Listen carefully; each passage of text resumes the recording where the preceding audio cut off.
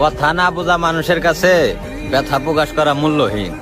একটা কথা কি ভাই, আপনার যদি কেউ ভালো না বাসে, ওর কাছে যায় যদি আপনি আপনার দুঃখের কথা পেছাল পারবার যান, ও জীবন আপনার মনের কথা বুঝবো না।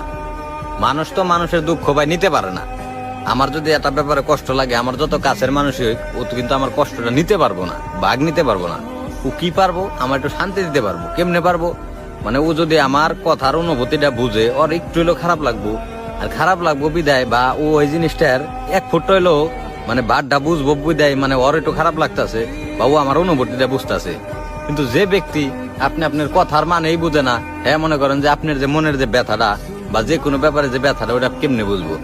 মনে করেন যে মনের ব্যথা তো ভাই বোঝান যায় না। মনের ব্যথা হইলাম ভাই, এটা হলাম যার যার মনে তাড়াতাড়ি থাকে, এটা হলাম বুঝে নিতে হয় যে আমার একটা সমস্যা হয়েছে, আমার একটা কষ্ট হয়েছে, বা আমার যে কোনো একটা কিছু হইতেই পারে। তো এটা মনে করেন যে ওই সমস্যাটা তো কেউ নিতে পারবো না, ওই কষ্টটা কেউ নিতে পারবো না, কিন্তু একটু অনুভব করুন যায়।